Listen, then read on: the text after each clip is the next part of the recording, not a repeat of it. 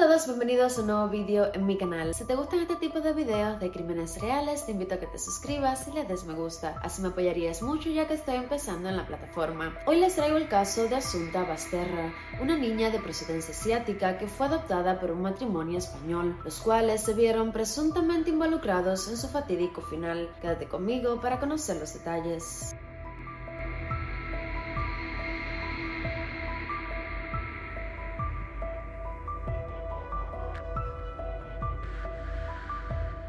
Assunta Basterra Porto nació el 30 de septiembre del 2000 en Jiangsu, una ciudad de China. La pequeña fue adoptada cuando tenía 9 meses por el matrimonio español formado por Rosario Porto y Alfonso Basterra. Rosario Porto venía de una familia muy pudiente y bien posicionada económicamente. Era hija única, su padre fue un prestigioso letrado y su madre una catedrática en historia del arte, por lo que constantemente estaban rodeados de personas y familias de la alta burguesía de la ciudad de Santiago de Compostela. Rosario estudió Derecho en la Universidad de Santiago e hizo varios cursos y posgrados en el exterior, como en la Universidad de Oxford en Londres.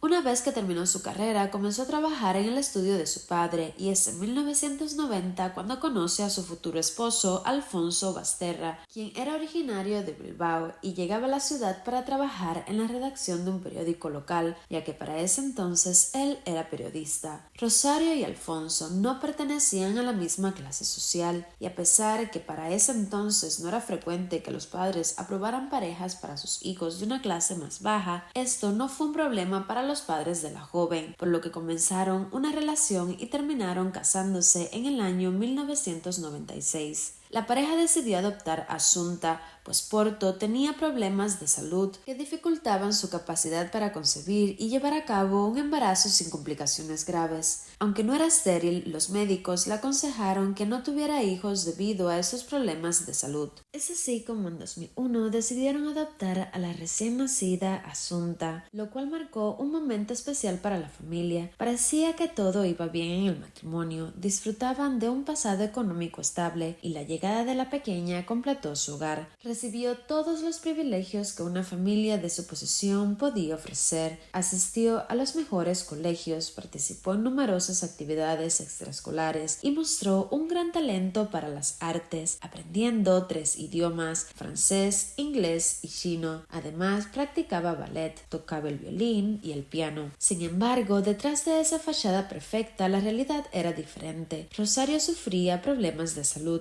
tanto físicos como mentales, enfrentando ansiedad y depresión. Por otro lado, Alfonso, aunque se ocupaba de las tareas del hogar y de su hija, estaba experimentando dificultades laborales, ya que la mayor parte de los ingresos provenían de su esposa y su trabajo. En el año 2012 mueren ambos padres de Rosario Porto, con tan solo 6 meses de diferencia. Esto empeoró aún más la relación de la pareja y Rosario inició una relación extramatrimonial, lo que con el tiempo llevó a la separación del matrimonio. Alfonso regresó a Bilbao, mientras que Rosario se quedó con Assunta. Esta ruptura afectó profundamente a Alfonso, quien además de lidiar con el engaño, enfrentaba problemas monetarios al depender económicamente de quien ahora era su ex esposa. Luego de un tiempo, Alfonso decidió pedir dinero prestado a familiares y amigos y regresó a Santiago en mayo de 2013 para estar cerca de su hija e intentar reconciliarse con Rosario. Inicialmente, la mujer evitaba tener contacto con Alfonso, pero en junio de ese año, después de sufrir un problema neurológico y ser hospitalizada, este se acercó para ofrecer ayuda y cuidar de Assunta mientras ella se recuperaba. Esto llevó a que la pareja se reconciliara, aunque solo mantenían una relación amistosa. Pasaban tiempo juntos, cenando, viendo películas y paseando los tres, lo que parecía indicar un retorno a la normalidad.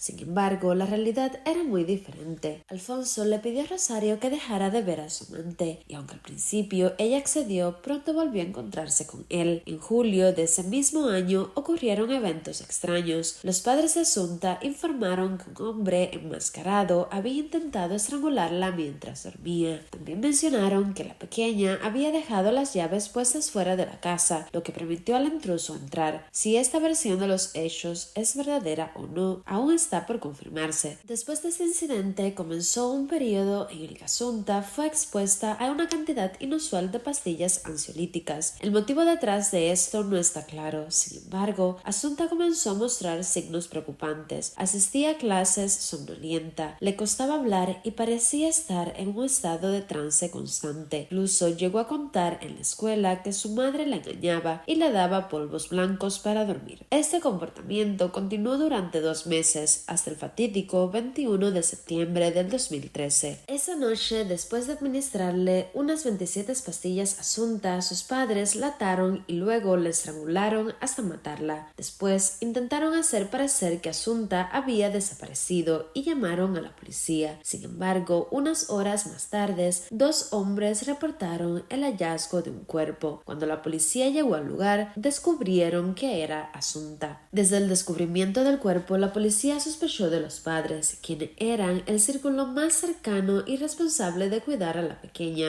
Además, la denuncia de la desaparición les pareció sospechosa, ya que en un principio Rosario testificó que fue al chalet de la familia ubicada en la localidad de Teo sola y dejó a la joven en casa estudiando, pero al regresar Asunta ya no estaba. Sin embargo, luego se le pudo ver en las cámaras de seguridad que no iba sola en el auto de camino a la casa familiar. Alguien más iba en el asiento del copiloto y se cree que presuntamente era Asunta. Sumado a esto, cuando la policía fue a este chalet familiar, Rosario se veía muy nerviosa y dijo que necesitaba ir al baño. Sin embargo, uno de los oficiales la siguió y antes de que ésta entrara en el baño se percató que en el cesto de la basura había un trozo de cuerda muy parecido a un trozo de cuerda encontrado cerca del cuerpo de la pequeña Asunta. 2 días después, Rosario fue detenida como sospechosa del crimen de Asunta, seguida por la detención de Alfonso al día siguiente. Ambos quedaron en prisión preventiva a la espera del juicio. Mientras estaban bajo vigilancia, se grabó una conversación entre ellos en la que parecían conscientes de que estaban siendo escuchados. En la grabación, Rosario le hablaba a Alfonso sobre sus sospechas, mientras que él responde con cautela, sugiriendo que pudieran estar siendo escuchados. Lo digo por eso. Tu imaginación calenturienta nos va a generar muchos problemas. ¿Cómo? Tu imaginación calenturienta que nos va a generar muchos problemas. Bueno, por eso.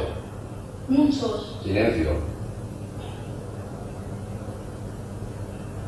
Y que yo ahogase a todo cuanto insecto había con un cojín no quiere decir que vaya ahogando a la gente con cojines. Pues claro que no, mi vida. Pues claro que no. Pero fíjate la que has montado. Claro. Pero como no tiene otra cosa, dicen sospechosos, los padres. Ya, pero yo fui tan tonta que todas las cosas que tú me mandabas para que el día que entrases en razón, hacerte ver el daño que me hacías, Ya. innecesariamente, Alfonso. Ya lo sé. Bueno, ya está. Y te repito que yo maté arañas a cojinazos y que hiciésemos las risas con que las ahogaba, Claro. no significa y que luego tú lo hicieses también, no significa que vayamos. Ya lo sé. Ya lo sé. Bueno, ahora tranquilicémonos y dejemos que actúen y que trabajen. Pero me entiendes, ¿sabes? Ahora todas esas cosas pueden, yo que sé, dar lugar a pensar, ¿sabe Dios qué? Claro. No, pero no pasa nada, no hay nada. Y lo otro, Alfonso, lo otro. No hay nada. Siento haberte hecho tanto daño. No pasa nada. El pasado está, nena.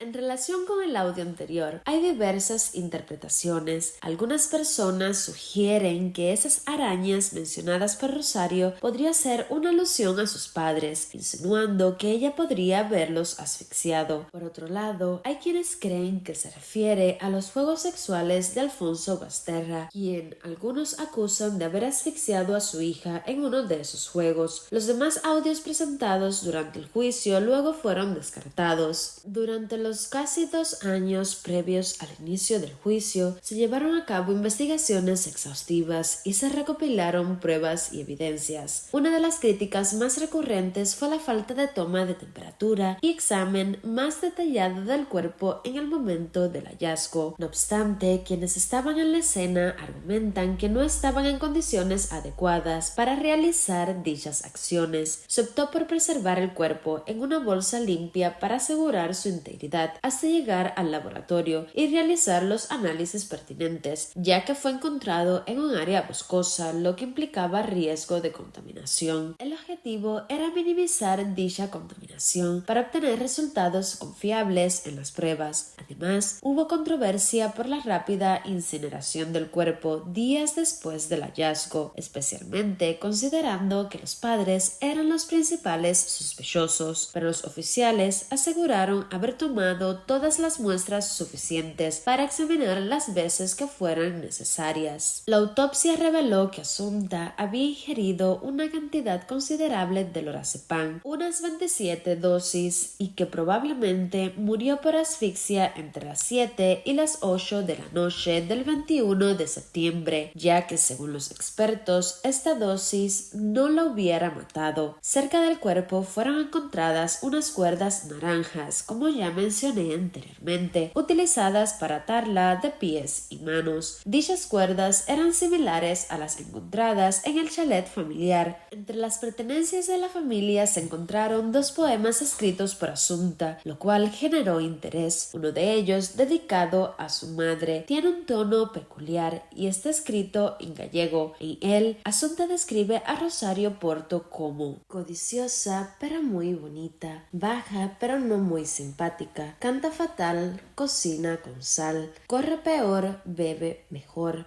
Tiene poca flexibilidad, pero mucha edad. No puede hablar, pero puede regañar. Sabe gritar, pero no desvariar. El segundo poema, aún más inusual, fue escrito días antes de los hechos y suscita preguntas sobre el estado mental de Assunta y su relación con sus padres adoptivos. El poema se llama Soneto. Su sonrisa tan brillante como el sol era la más profunda y hermosa boca. Me encantaba la verde, clara, blanca col y también la blanca clara coca. Tanto amor se agrupaba en mi corazón que veo temblar mi inquieta muñeca. Ayer rió, lloró dentro del avión. Era una simple, corta lágrima seca. Aquella hermosa, delgada figura quería dejar la viciosa coca. Yo y ella, insistiendo en esto, lo consiguió. Como premio, la retraté en pintura. Ella se dejó aconsejar por una cría y al final ella contenta aceptó. Se sugirió que esto podría interpretarse como el retrato de una mujer adicta, aunque no se está claro si se refería a la madre de Assunta, Rosario Porto. Lo que sí sabemos es que en la casa de Rosario había un cuadro de ella con un fondo amarillo, vistiendo ropa oscura. Desconocemos si este fue pintado por Assunta o si fue un regalo, pero el cuadro está presente y puede que tenga relación con el soneto. También habló el abuelo paterno de Assunta, muy indignado por la situación, destacó la inteligencia y la bondad de su nieta. Hablábamos todas las semanas, 1 o 2 veces por todas las semanas hablábamos de todo. Era muy lista, muy la primera de clase, lo sabía todo, hablaba con sus pocos años, hablaba correctamente francés e inglés. Era una maravilla de criatura. Y lo más tremendo de todo, igual que lo dice mi hijo, es que nunca la volverá a ver. Y era mi única nieta. Y entonces por dentro de mí hay también un sentido de exigir una justicia fuerte sobre el tema, porque un asesinato tan repugnante merece una compensación repugnante. ¿Con quién pasaba más tiempo Assunta, su nieta? ¿Con su madre o con su padre? Con su padre. ¿Cree en la inocencia de su hijo? Sí. ¿Pero sospecha sobre Rosario Porto, por ejemplo? Pues sí.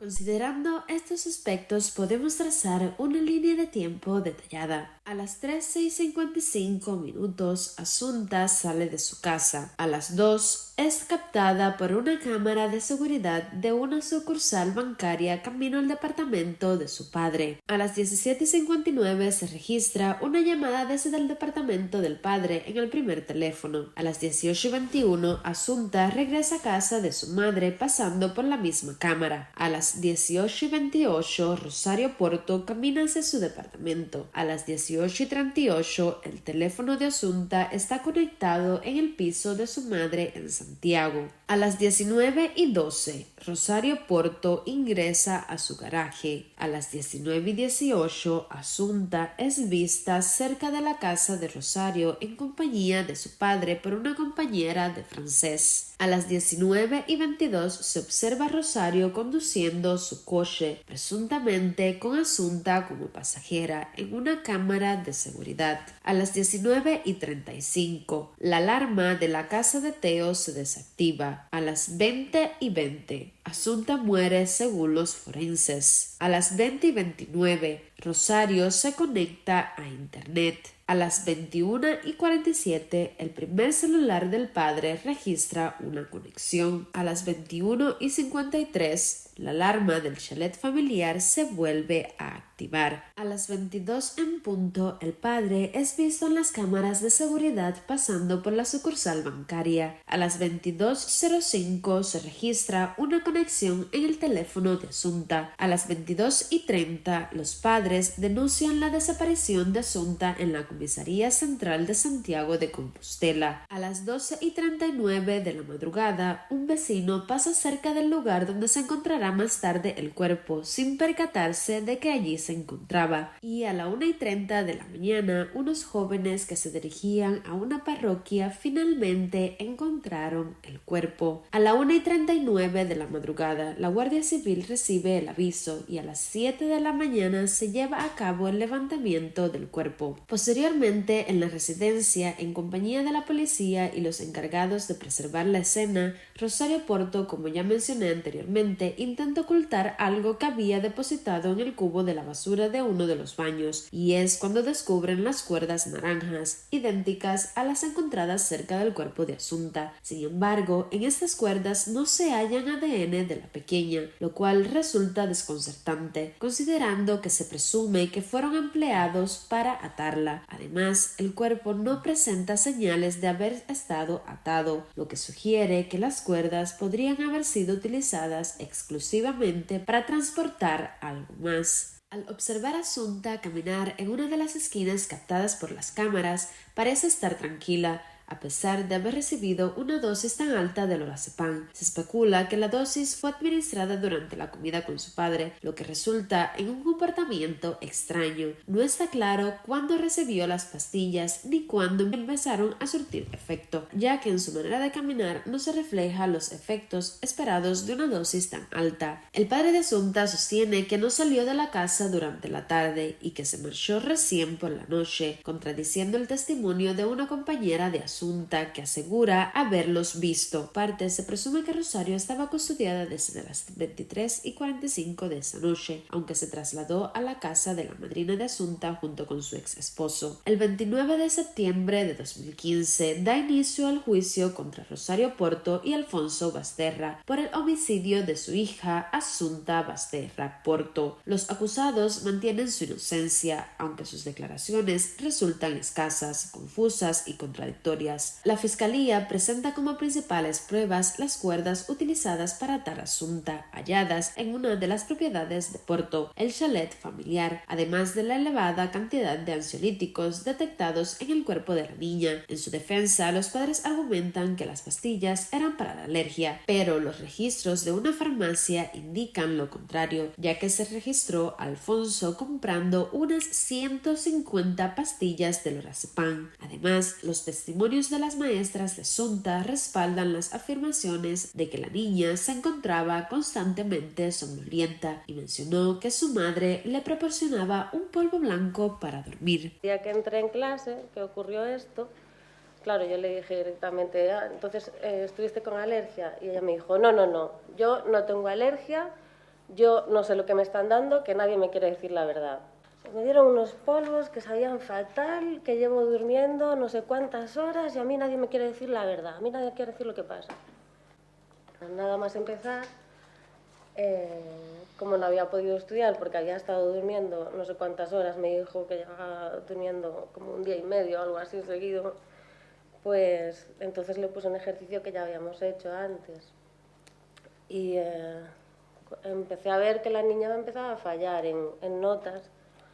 Y eso era, bueno, nunca le había pasado a Asunta en clase, porque para empezar siempre hacía todo bien a la primera, aunque fuera un ejercicio nuevo, y segundo que era un ejercicio que ya habíamos visto, muy fácil, de mecánica para calentar, con cosas muy básicas, y la niña empezaba a fallar. Testimonios señalaron la presencia del automóvil de Rosario en las proximidades del lugar donde se encontró el cuerpo. Estos testimonios proporcionaron a la Fiscalía las pruebas necesarias para sustentar la culpabilidad de ambos en el caso. El 30 de octubre del mismo año, tanto Rosario Porto como Alfonso Basterra fueron encontrados culpables del homicidio de su hija, con agravantes de alevosía y vínculo con la víctima. Ambos fueron sentenciados a 18 años de prisión, lo que generó controversia debido a la percepción de que la pena no correspondía a la gravedad del crimen. Esta controversia se intensificó cuando en septiembre del año siguiente, 2020, Rosario decidió quitarse la vida en su celda mientras cumplía su condena. La muerte de Porto puso final a un capítulo trágico y polémico en la historia judicial española, dejando abiertas diversas interrogantes sobre los motivos que la llevaron a cometer el crimen y sobre su culpabilidad en el caso. Es posible que lo haya hecho por culpa, o tal vez lo hizo debido a la presión y el estrés extremo provocado por las acusaciones. Sufría de depresión y ansiedad, lo que complica aún más la interpretación de sus acciones.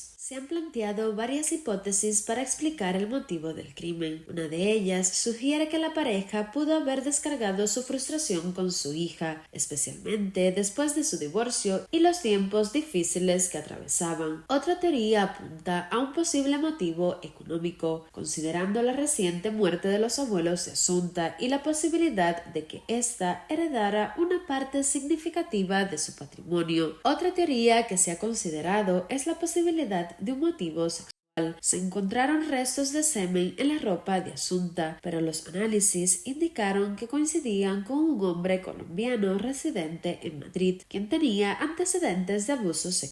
Sin embargo, este individuo demostró que no se encontraba en la ciudad durante el momento de los hechos, lo que lo descartó como sospechoso. Se atribuyó esta coincidencia a una posible contaminación de las pruebas, lo cual plantea serias dudas sobre la exhaustividad de la investigación. Además, surgen sospechas adicionales de agresión sexual, debido a que en los dispositivos informáticos del padre se encontraron registro de material pornográfico y erótico de mujeres asiáticas. También se halló una foto de Asunta vestida con un corsé y medias, considerada inapropiada para los investigadores. Aunque estos hallazgos podrían respaldar la hipótesis de un posible abuso, no encontraron otras pruebas que respalden esta teoría. En última instancia, estas preguntas permanecerán sin respuesta, a menos que el padre revele lo que realmente sucedió.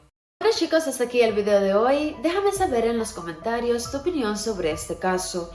¿Crees que los padres fueron los responsables o tienes alguna otra teoría que no haya mencionado? Si te ha gustado el video, te invito nuevamente a que te suscribas si aún no lo has hecho para que no te pierdas el siguiente caso. Gracias por llegar hasta el final. Nos vemos en la siguiente historia.